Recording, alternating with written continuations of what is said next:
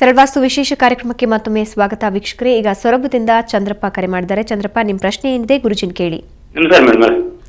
ನಮಸ್ಕಾರ ಹೇಳ್ರಿ ಗುರುಜಿ. ನಮಸ್ಕಾರ ಗುರುಜಿ. ನಮಸ್ಕಾರ ಹೇಳ್ರಿ ಚಂದ್ರಪ್ಪರೇ. ಸರ್, ಈ 21/10/1999 ಮಗಳು. ಮಗಳನ್ರಿ?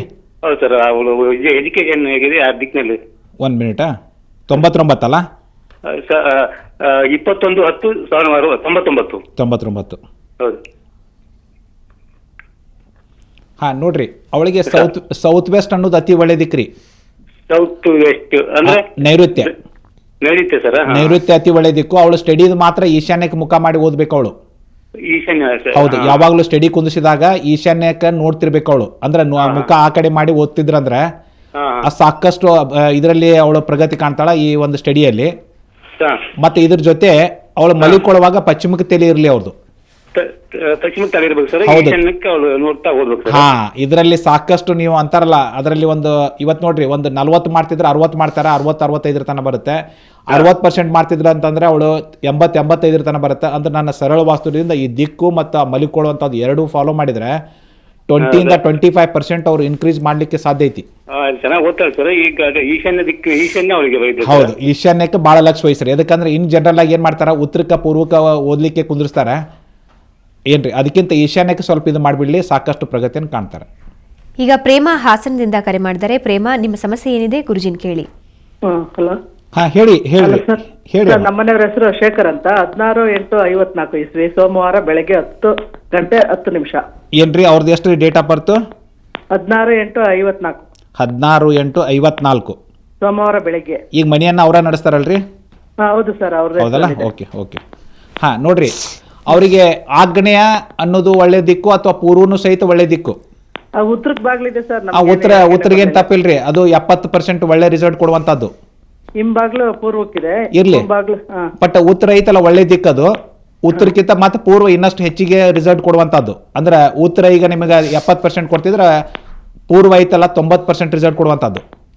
ಮನೆ ತಾಂದ್ಮೇಲೆ ನಮ್ಗೆ ಏನು ಒಳ್ಳೇದಾಗ್ಲಿಲ್ಲ ಸರ್. ಇಲ್ಲ, ಒಂದೇನು ಗೊತ್ತಾ, ದಿಕ್ಕು ವೈಸು ಒಳ್ಳೇದಿದೆ. ಬಟ್ ಮನೆಗಡೆ ಒಳಗಡೆ ಹೋದಾಗ ಈ ಬಾತ್ರೂಮು, ಟಾಯ್ಲೆಟು ಮತ್ತು ಒಂದು ಕಿಚನ್ನು ಅಥವಾ ಒಂದು ನೀವು ಬೆಡ್ರೂಮ್ ಅದದು ಯಾವ ರೀತಿ ಇದಾವೆ ಅಂತ ಅನ್ನೋದನ್ನು ಒಂದು ಸ್ಕೆಚ್ ಹಾಕೊಂಡು ನೋಡಿದಾಗ ಅಂದ್ರೆ ಸ್ಪಷ್ಟವಾದಂಥ ಕಾರಣ ಗೊತ್ತಾಗುತ್ತೆ. ಮುಖ್ಯ ದ್ವಾರದಿಂದ ನಿಮಗೆ ತೊಂದರೆ ಇಲ್ಲ, ಇದು ಸ್ಪಷ್ಟವಾಗಿ ಗೊತ್ತಿರಲಿ ನಿಮಗೆ ಏನ್ರಿ. ಅಂದ್ರೆ ಒಳಗಡೆ ಯಾವ ರೀತಿ ಅದಾವು, ನೀವು ಬಾತ್ರೂಮು ಟಾಯ್ಲೆಟು ಸಹಿತ ಅವ್ರು ಒಳ್ಳೆ ದಿಕ್ಕಿನಲ್ಲಿ ಬಂದಿತ್ತು ಅಂತಂದ್ರೆ ಅವಾಗ ಅದರದ್ದು ಸ್ವಲ್ಪ ಅಂದ್ರೆ ಎಲ್ಲ ರೀತಿ ಒಂದು ಹೆಲ್ತ್ ಆಗಲಿ ವೆಲ್ತ್ ಆಗಲಿ ಇದೆಲ್ಲ ಪ್ರಾಬ್ಲಮ್ ಬರಲಿಕ್ಕೆ ಕಾರಣವಾಗುತ್ತೆ. ನಮಗೂ ಕಾಯಿಲೆಗಳೆಲ್ಲ ತುಂಬಾ ಜಾಸ್ತಿ ಇಲ್ಲ, ಅದಕ್ಕೆ ನೀವು ಒಂದು ಕೆಲಸ ಮಾಡಬೇಕು. ಅಂದ್ರೆ ನಮ್ಮ ವಾಸ್ತು ತಜ್ಞರು ಬರ್ತಾರೆ, ಇನಿಷಿಯಲಿ ನೀವು ತೋರಿಸ್ರಿ, ಅವ್ರು ಒಂದು ರಿಪೋರ್ಟ್ ಅನ್ನು ಕೊಡ್ತಾರೆ, ಎಕ್ಸಾಕ್ಟ್ಲಿ ಎದ್ರ ಸಂಬಂಧ ಅಂತ ಅನ್ನೋದನ್ನ ರಿಪೋರ್ಟ್ ಕೊಡ್ತಾರೆ. ಮುಂದೆ ಪರಿಹಾರ ತಗೊಳ್ಳೋದು ಬಿಡೋದು ನೀವು ವಿಚಾರ ಮಾಡಲಿಕ್ಕೆ ಬರುತ್ತೆ. ಗುರುಜಿ, ಹಿಂದಿನ ಕಾಲದಲ್ಲಿ ರಾಜ ಮಹಾರಾಜರನ್ನ ನಾವು ನೋಡೋದಾದ್ರೆ ಚಿಲುಮೆಗಳಿಗೆ ಸಾಕಷ್ಟು ಮಹತ್ವ. ಯಾವುದೇ ದೊಡ್ಡ ಅರಮನೆ ನೋಡಿದ್ರೂ ಮುಂದ್ಗಡೆ ಚಿಲುಮೆ ಇರ್ತಾ ಇತ್ತು. ಈಗಲೂ ಕೂಡ ಅದು ಕಂಟಿನ್ಯೂ ಆಗ್ತಾ ಇದೆ. ದೊಡ್ಡ ದೊಡ್ಡ ಮನೆಗಳು ಅಥವಾ ಕೆಲವರಿಗೆ ತುಂಬಾ ಅದ್ರ ಬಗ್ಗೆ ಗಮನ ಇರುತ್ತೆ, ಚಿಲುಮೆಗಳನ್ನ ನಿರ್ಮಾಣ ಮಾಡಿರ್ತಾರೆ. ಈ ಚಿಲುಮೆಗಳನ್ನ ನಾವು ನೋಡಿದಾಗ ವೈಜ್ಞಾನಿಕ ಹಿನ್ನೆಲೆಯಲ್ಲಿ ನೋಡುವಾಗ ಯಾವೆಲ್ಲ ರೀತಿಯ ಪ್ರಭಾವಕ್ಕೆ ಕಾರಣ ಆಗುತ್ತೆ ಇದು? ನೋಡ್ರಿ, ಒಂದು ಸ್ಪಷ್ಟವಾದಂಥದ್ದು ಅಂದ್ರೆ ನಾನು ಹೇಳೋಕ್ಕಿಂತ ಅದನ್ನ ಎಕ್ಸ್ಪೀರಿಯನ್ಸ್ ಪ್ರತಿಯೊಬ್ಬನು ಮಾಡಿದವರು ಇರ್ತಾರೆ. ಹೌದಾ? ಇವತ್ತು ಒಂದು ನೀರಿನ ಒಂದು ಚಿಲುಮೆ ಎಷ್ಟು ಹೊರೈಟಿ ಒಳಗೆ ಚಿಲುಮೆ ಬಂತು ಅಂತಂದರೆ ಅದು ಒಂದು ಧನಾತ್ಮಕ ಶಕ್ತಿಯನ್ನು ಬರಮಾಡಿಕೊಳ್ಳುವಂಥ ಒಂದು ಶಕ್ತಿ ಆ ನೀರಿನಲ್ಲಿ ಇದೆ. ಅದರಲ್ಲಿ ಮತ್ತೆ ಅದನ್ನು ಬೇರೆ ಬೇರೆ ರೀತಿ ಇವತ್ತಿನ ಡೇಟಿಗೆ ಮೊದಲು ಒಂದೇ ಥರನಾದ ನೀರು ಜಿಗಿಯುವಂಥದ್ದು ಇರ್ತಿತ್ತು ಚಿಲುಮೆ. ಈಗ ಇಷ್ಟು ಹೊರೈಟಿ ಬಂದಿದ್ದಾವಲ್ಲ, ಇದಕ್ಕೆ ಬೆಸ್ಟ್ ಎಕ್ಸಾಂಪಲ್ ಅಂದರೆ ಮೈಸೂರು ಬೃಂದಾವನದೊಳಗೆ ಆ ಒಂದು ಮ್ಯೂಸಿಕ್ ಕೊಟ್ಟರೆ ಅದು ಯಾವ ರೀತಿ ಮಾಡ್ತೈತೆ ಅನ್ನೋಷ್ಟು ಮಟ್ಟಿಗೆ ಹೋಗಿದಂಥದ್ದು. ಯಾಕಂದರೆ ಅದೊಂದು ಈಗ ವರ್ಲ್ಡ್ ಫೇಮಸ್ ಅನಿಸ್ಕೋತದು. ಅದನ್ನೇ ರೀತಿ ಈಗ ಭಾಳ ಕಡೆ ಅಡಾಪ್ಟ್ ಮಾಡ್ತಾ ಇದ್ದಾರೆ ಪ್ರತಿಯೊಂದು ಜಗದಲ್ಲಿ. ಇವನ್ ಇನ್ನು ನವಿ ಮುಂಬೈಲಿ ನಾವಿರ್ತೀವಲ್ಲ, ಆ ಮುಂಬೈದಲ್ಲೂ ಸಹಿತ ಆ ಒಂದು ಜಗದಲ್ಲಿ ಭಾಳ ಒಳ್ಳೆ ರೀತಿ ಇದೆ, ಸೇಮ್ ಅಡಾಪ್ಷನ್ ಮಾಡ್ತಾ ಇದ್ದಾರೆ ಅಲ್ಲಿಯೂ. ಅಂದರೆ ಇದು ಒಂದು ಏನಪ್ಪ ಅಂದರೆ ಆ ನೀರಿನ ಒಂದು ಚಿಲುಮೆ ಇದೆಯಲ್ಲ, ಸರೌಂಡಿಂಗ್ ಏರಿಯಾನ ಒಂದು ಧನಾತ್ಮಕ ಶಕ್ತಿಯನ್ನು ಬರಮಾಡ್ಕೊಳ್ಳಿಕ್ಕೆ ಕಾರಣವಾಗುತ್ತದು. ಆ ಜಗದಲ್ಲಿ ಯಾರೇ ಇದ್ದರು ಅಥವಾ ಆ ಜಗದ ಸುತ್ತಮುತ್ತ ಹೋದ್ರು ಅಂತಂದರೆ ಇಷ್ಟು ಒಂದು ಅವನಿಗೆ ಒಳಗಿಂದ ಖುಷಿ ಆಗುತ್ತಲ್ಲ, ಅವನು ಒಂದು ಮೂಮೆಂಟ್ರಿಗೆ ಐತಲ್ಲ, ಸರ್ಟನ್ ಮೂಮೆಂಟಲ್ಲಿ ಎಲ್ಲಿ ತನ ಅಲ್ಲಿ ಯಾವ ಇರ್ತಾನಲ್ಲ, ಅವು ಬೇರೆ ವಿಚಾರಗಳನ್ನ ಸಹಿತ ಬಿಡಲಿಕ್ಕೆ ಕಾರಣವಾಗುತ್ತೆ. ಮತ್ತು ಇದು ಗೊತ್ತಲ್ಲೋ ಅಂತ ನಡೆಯುವಂಥ ಕ್ರಿಯೆ ಇದು. ಮನುಷ್ಯನಿಗೆ ಇದು ಏನೂ ಗೊತ್ತಾಗಲ್ಲ, ನಾನು ಎಷ್ಟು ಖುಷಿ ಆಗ್ತಾ ಇದ್ದೇನಪ್ಪ ಅಂದ್ಕೊಂಡು ಅಂಥ ಒಂದು ಚಿಂತಿತ ಮನುಷ್ಯನೂ ಸಹಿತ ಆ ಜಗದಲ್ಲಿ ಹೋಗಿ ನಿಂತಾಗಂತಂದ್ರೆ ಅವನು ಮರಿಲಿಕ್ಕೆ ಸಾಧ್ಯ ಐತಿ. ಕಾರಣ ಇಷ್ಟೇ, ಆ ಎಷ್ಟು ಸರೌಂಡಿಂಗ್ ಏರಿಯಾ ಮ್ಯಾಕ್ಸಿಮಮ್ ಇರುತ್ತೋ ಅಲ್ಲಿ ಧನಾತ್ಮಕ ಶಕ್ತಿ ಹರಡಿಕೆ ಜಾಸ್ತಿ ಇರುತ್ತೆ. ಆ ಧನಾತ್ಮಕ ಶಕ್ತಿ ಹರಡಿಕೆ ಇದ್ದಾಗ ಆ ಜಗದಲ್ಲಿ ಹೋದಾಗ we are taking that energy, positive energy. ಅದು ನನ್ನ ಒಂದು ಚಕ್ರಗಳನ್ನು ಧನಾತ್ಮಕವಾಗಿ ಚಾರ್ಜ್ ಮಾಡುತ್ತೆ. ಅದು ಚಾರ್ಜ್ ಮಾಡಿದಾಗ ನನಗಿರ್ಲಾದಂಥ ಒಂದು ಖುಷಿ ವಾತಾವರಣ ಆಗುತ್ತೆ. ಅದಕ್ಕೆ ನಮ್ಮ ಮಹಾರಾಜರು ಏನು ಹೊತ್ತು ಪ್ಯಾಲೇಸನ್ನು ಕಟ್ತಾಯಿದ್ರು ಅವ್ರಿಗೆ ಅದ್ರ ಬಗ್ಗೆ ಎಷ್ಟೊಂದು ಜ್ಞಾನ ಇತ್ತು. ಅವರು ಮೊದಲು ಅದನ್ನು ಮಾಡಿಕೊಂಡೇ ಆ ಪ್ಯಾಲೇಸನ್ನು ಕಟ್ಟಿದಂಥ ಉದಾಹರಣೆಗಳು ಒಂದಲ್ಲ ಸಾವಿರಾರು ಉದಾಹರಣೆಗಳಿದ್ದಾವೆ. ಅಷ್ಟೇ ಅಲ್ಲ, ಇವತ್ತಿನ ಈ 5 ಸ್ಟಾರ್ ಹೋಟೆಲದು ಎಲ್ಲ ತೆಗೆದುಕೊಳ್ಳ್ರಿ, ನೀವು ಯಾವ ಇವತ್ತು 5 ಸ್ಟಾರ್ ಹೋಟೆಲ್ ತೊಗೊಳ್ಳಿ, ಮೊದಲು ಅದನ್ನೇ ಒಂದು ರಿಸೆಪ್ಷನ್ ಎಂಟ್ರಿ ಹೋಗೋದ್ರೊಳಗೆ ಅವು ಸಾಕಷ್ಟು ಆ ನೀರಿನ ಒಂದು ಹರಡುವಿಕೆಯನ್ನು ಅವ್ರು ಮಾಡ್ಕೊಂಡಿದ್ದಂಥದ್ದು ಎಕ್ಸಾಂಪಲ್ ನಾನು ಮುಂದೆ ಒಂದಲ್ಲ ಪ್ರತಿಯೊಂದು 5 ಸ್ಟಾರ್ ಹೋಟೆಲ್ದಲ್ಲಿ ಇದ್ದಾವೆ. ಅಂದರೆ ಆ ಒಂದು ಬಾಪ ಅಂತ ತಿಕ್ಕೊಂಡು ಕರಿ ಮಾಡ್ತೈತೆ ಅದು, ಅಂದ್ರೆ ಹೋಗುವಂಥ ಜನನ ಇಲ್ಲಿ ಬಾ ನೀನು ಒಳಗೆ ಅಂತ ತಿಕ್ಕೊಂಡಂಥದ್ದು. ಇವತ್ತು ಒಂದು ಅಂಗಡಿಯಲ್ಲಿ ಅವತ್ತು ಯಾವುದೋ ಒಂದು ತಗೊಳ್ಳಿ, ಆ ಒಂದು ಇವತ್ತು ಒಂದೊಂದು ರೋಡ್ಸ್ದಲ್ಲಿ ಸಹಿತ ಸರ್ಕಲ್ದಲ್ಲಿ ಇವತ್ತು ಅದನ್ನು ಒಂದು ಚಿಲುಮೆಯನ್ನು ಈ ಮುನ್ಸಿಪಲ್ ಗೌರ್ಮೆಂಟ್ದವರು ಸಹಿತ ಅದನ್ನು ಮಾಡ್ತಾಯಿದ್ದಾರೆ. ಈ ಮುಂಬೈಯಲ್ಲಿ, ನವಿ ಮುಂಬೈಯಲ್ಲಿ ಸಾಕಷ್ಟು ಜಾಗದಲ್ಲಿ ಸಹಿತ ಅದನ್ನು ಮಾಡಿದ್ದಾರೆ ಈಗ. ಅಂದರೆ ಆ ಒಂದು ವಾತಾವರಣ ಅಲ್ಲಿ ನಿಂತು ನೋಡಬೇಕಪ್ಪ, ಖುಷಿ ವಾತಾವರಣ ಅಂತ ಆಗೋದಾಗತ್ತೆ. ಅದಕ್ಕೆ ನೀರಿಗೆ ನಮ್ಮ ಹಿರಿಯರು ಎಷ್ಟು ಮಹತ್ವವನ್ನು ಕೊಟ್ಟಿದ್ದರು, ನಮ್ಮ ಮಹಾರಾಜರು ಸಹಿತ ಎಷ್ಟು ಮಹತ್ವವನ್ನು ಕೊಟ್ಟಿದ್ದರು. ಕಾರಣ ಇಷ್ಟೇ, ಅದರಿಂದ ನಾವು ಸಾಕಷ್ಟು ಪಾಸಿಟಿವ್ ಎನರ್ಜಿನ ಪಡಲಿಕ್ಕೆ ಕಾರಣ ಆಗುತ್ತೆ. ಓಕೆ, ಸೊ ವೀಕ್ಷಕರೇ, ಈಗಾಗಲೇ ವಾಸ್ತುವಿನ ಬಗ್ಗೆ ಸಾಕಷ್ಟು ಮಾಹಿತಿಯನ್ನು ನೀವು ಪಡ್ಕೊಂಡ್ರಿ. ಇತ್ತೀಚಿನ ದಿನದಲ್ಲಿ ನಿರುದ್ಯೋಗ ಅನ್ನೋದು ನಿಜವಾಗಿಯೂ ಎಲ್ಲ ಕಡೆ ತಾಂಡವಾಡ್ತಾ ಇದೆ. ಸರಳ ವಾಸ್ತುವಿನ ಪರವಾಗಿ ಈಗ ಒಂದು ಅವಕಾಶ ನಿಮಗಾಗಿ ಕಾಯ್ತಾ ಇದೆ.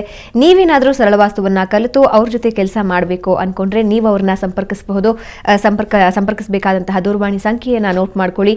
9448286759. ಇನ್ನೊಂದ್ಸಲ ನೋಟ್ ಮಾಡ್ಕೊಳ್ಳಿ, 9448286759. ಸೊ ಗುರುಜಿ, ಕೊನೆಯದಾಗಿ ನಮ್ಮ ವೀಕ್ಷಕರಿಗೆ ಏನು ಸಂದೇಶ ಕೊಡೋಕೆ ಬಯಸ್ತೀರಾ? ಏನಿಲ್ಲರಿ, ಇವತ್ತು ಒಂದು ಏನು ವಾಸ್ತುವಿನಲ್ಲಿ ತಪ್ಪು ಕಲ್ಪನೆಯನ್ನು ಒಂದು 40 ವರ್ಷದಲ್ಲಿ ಬಿಟ್ಟಿದ್ದಾರೆ. ಇವತ್ತು ನಾನು ಹೇಳಿದ್ನಲ್ಲ, ಇವತ್ತು ಏನು ನಾವು ಡಿಸ್ಕಸ್ ಮಾಡಿದ್ದೀವಿ, ಈ ಒಂದು ಸಣ್ಣ ಮಗು 8 ವರ್ಷದ ಮಗು ಕೇಳಿಬಿಡ್ತಂದ್ರೆ ಬೋರ್ ಎಲ್ಲಿ ಹಾಕ್ಬೇಕಪ್ಪ ಮನೆ ಮುಂದಂತ ಮನೆ ಹತ್ರ ಕೇಳಿದರೆ ಆ ಮಗು ಈಶಾನ್ಯಕ್ಕೆ ಅಂತ ಹೇಳುವಷ್ಟು ಮಟ್ಟಿಗೆ ಹೋಗಿಬಿಟ್ಟಿದೆ. ಅದಕ್ಕೆ ದಯವಿಟ್ಟು ಜನಗೆ ಏನು ಒಂದು ತಪ್ಪು ಕಲ್ಪನೆಯನ್ನು ಈ 40 ವರ್ಷದಲ್ಲಿ ಬೇರು ಉರಿಸಿದ್ದಾರೆ. ಅದು ದೊಡ್ಡ ಮರವಾಗಿ ಹೆಮ್ಮರವಾಗಿದೆ. ಆ ಮರವನ್ನು ತೆಗಿಬೇಕಾದಂಥದ್ದು ನಾನು 12 ವರ್ಷದಿಂದ ಅದು ಹಂಗಲ್ಲ, ಅದು ತಪ್ಪು ಬೆಳೆದಿದೆ ಅಂತಿಕೊಂಡು ಅನ್ನೋ ಮಟ್ಟಿಗೆ ನಾನು ಪ್ರಯತ್ನ ಮಾಡ್ತಾಯಿದ್ದೀನಿ 12 ವರ್ಷದಿಂದ. ಇವತ್ತು ಅದು ಎಷ್ಟೋ ಜನಕ್ಕೆ ಅದು ಕಲ್ಪನೆ ಬರ್ತಾ ಇದೆ, ಪ್ರಾಕ್ಟಿಕಲಾಗಿ ನೋಡ್ತಾ ಇದ್ದಾರೆ. ಅದಕ್ಕೆ ನಾನು ಹೇಳುವಂಥದ್ದು ಇಷ್ಟೇ, ಇವತ್ತು ನಾನು ಏನು ಹೇಳ್ತೀನಿ ಅನ್ನೋದು ನಂದೇ ಹೇಳಿದ್ದೇ ಕರೆಕ್ಟ್ ಅಂತ ತಿಳ್ಕೊಂಡು ನಾನು ಹೇಳೋಕ್ಕೆ ತಯಾರಿಲ್ಲ. ಪ್ರತಿಯೊಂದು ಯಾವ ರೀತಿ ಇಂಪ್ಯಾಕ್ಟ್ ಬಿಡುತ್ತೆ ನೀವು ಅದನ್ನು ನೋಡ್ಕೊಂಡ್ಬಿಟ್ರೆ ನಿಮ್ಗೆ ಕಣ್ಣಿದ್ರಿಗೆ ಗೊತ್ತಾಗುತ್ತೆ, ಹೌದಲ್ಪ ಅವ್ರು ಹೇಳೋದು ಕರೆಕ್ಟ್ ಇದಿಲ್ಲ ಅಂತ ತಿಳ್ಕೊಂಡು ಅನ್ನೋ ಮಾತು ನಿಮಗೆ ಸ್ಪಷ್ಟ ಗೊತ್ತಾಗುತ್ತೆ. ಅದಕ್ಕೆ ಇವತ್ತೊಂದು ನೀರಿನ ಬಗ್ಗೆ ಜನ ಏನು ತಲೆ ಕೆಡಿಸ್ಕೊಂಡಿದ್ದಾರೆ, ದಯವಿಟ್ಟು ಆ ಈಶಾನ್ಯದಲ್ಲಿ ಬರಬೇಕಂತ ತಿಳ್ಕೊಂಡು ಮನೆ ಹಿಂದ್ಗಡೆ ಹೋಗಿ ಹೊಡಿಕೊಳ್ಳಿಕ್ಕೆ ಹೋಗಬೇಡಿ. ಮನೆ ಮುಂದ್ಗಡೆ ನೀವು ಏನೇ ಮಾಡಿ ಚಿಲುಮೆಯನ್ನು ಮಾಡಿರಿ, ಅದು ಇನ್ನಷ್ಟು ನಿಮಗೆ ಒಳ್ಳೆಯ ಒಂದು ವಾತಾವರಣ ಕೊಡುತ್ತೆ, ಹೆಲ್ತ್ ವೈಸ್ ಒಳ್ಳೇದಿರುತ್ತೆ, ಮತ್ತು ಒಂದೇ ಟೋಟಲಿ ಅಭಿವೃದ್ಧಿಗೂ ಸಹಿತ ಅದು ಒಳ್ಳೇದು ಇದಾಗುತ್ತೆ. ಅದಕ್ಕೆ ನೀರಿನ ಬಗ್ಗೆ ಎಷ್ಟೋ ಜನಕ್ಕೆ ಒಂದು ತಪ್ಪು ಕಲ್ಪನೆ ಇದೆ. ಇವನ್ ಸಂಪು ಸಹಿತ ಇಲ್ಲೇ ಬರಬೇಕು ಅಲ್ಲೇ ಬರಬೇಕು, ಅದಕ್ಕೂ ಸಹಿತ ನೀವು ತಲೆ ಕೆಡಿಸ್ಕೊಳ್ಳೋದು ಬೇಡ ಅಂತ ತಿಳ್ಕೊಂಡು ನಾನು ಇಲ್ಲಿ ಸ್ಪಷ್ಟವಾಗಿ ಹೇಳ್ತಾ ಇದ್ದೀನಿ. ಅಂಥ ಏನೋ ಒಂದು ಇವತ್ತು ನನಗೊಂದು ದೇವರು ಕೊಟ್ಟಂಥ ದೇಣಿಗೆಯನ್ನು ನಾನು ಒಳ್ಳೆಯ ಮನಸ್ಸಿಟ್ಟುಕೊಂಡು ಇದನ್ನು ಇಳಿದು ಜನರ ಸೇವೆಯಲ್ಲಿ ಇಳಿದಿದ್ದೇನೆ. ದಯವಿಟ್ಟು ಅದನ್ನು ನೀವು ಇದನ್ನು ಮಾಡಿಕೊಂಡ್ರೆ ಸಾಕಂತ ತಿಳ್ಕೊಂಡು ನಾನು ವಾಸ್ತುವಿನ ಬಗ್ಗೆ ಸಾಕಷ್ಟು ಮಾಹಿತಿಯನ್ನು ನಮ್ಮ ಜೊತೆ ಹಂಚಿಕೊಂಡ್ರಿ. ಧನ್ಯವಾದ ಗುರುಜಿ.